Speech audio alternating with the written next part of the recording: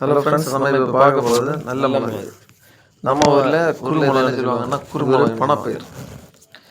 இது பணப்பயிர் வகை பைப்ரோசியா குடும்பம். இதோட சயின்டிஃபிக் நேம் பைப்ரோசியா என்று சொல்லுவாங்க. இந்த குடும்பத்தை சேர்ந்தது.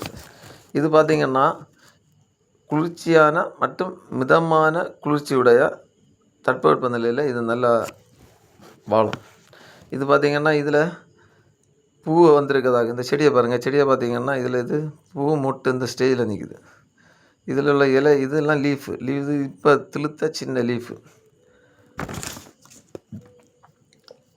இது பார்த்திங்கன்னா இதில் உள்ள கொடியை நம்ம ஒரு சின்ன ஒரு பாலித்தீன் கவரில் களிமண் கரிசல் மண் மிக்ஸ் பண்ணி வச்சு நட்டு வச்சாச்சுன்னா இந்த கொடி என்னாவும் வளர்ந்துடும்.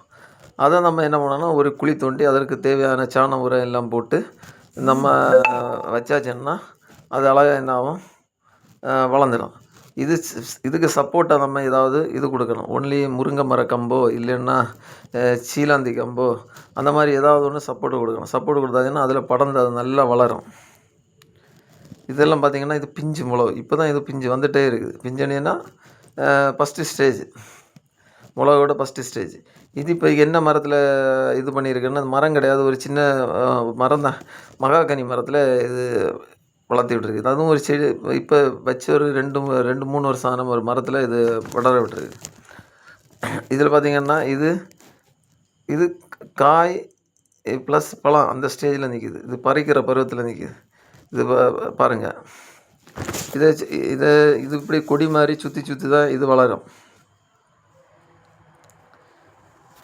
இது பார்த்திங்கன்னா நம்ம கொடி வச்சாச்சுன்னா வச்சு படத்தி விட்டாச்சுன்னா 3வது வருஷத்தில் நம்ம என்ன பண்ணலாம், காய் பறிக்க ஆரம்பிக்கலாம். இது ஒரு நல்ல ஒரு பணப்பயிர். இது மருத்துவ குணங்கள் பார்த்திங்கன்னா சளி இருமலுக்கு நச்சு முறிப்பானாக பயன்படுகிறது.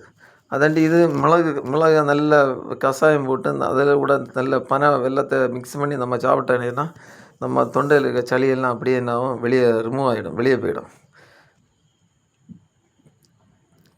இது பார்த்திங்கன்னா இந்த மிளகு பாருங்கள். இது மீடியம் ஸ்டேஜில் உள்ள, மீடியம்னா அரை பருவத்தில் உள்ள மிளகு. மேலே இருக்கிறது பழுத்த மிளகு. இந்த ஃபுல்லாக பழுத்த பிறகு தான் இதை பறித்து நம்ம என்ன பண்ணணும்னா காய போடுவோம். காய போட்டு அதை சின்ன பவுடர் ஆக்கி ஒரு டப்பாயில் நம்ம அடைச்சி வச்சுட்டு அதை நம்ம யூஸ் பண்ணுவோம். இது பார்த்திங்கன்னா இது காய போடுற கண்டிஷனில் இருக்குது. இது மீடியம் மிளகு பார்த்துருங்க.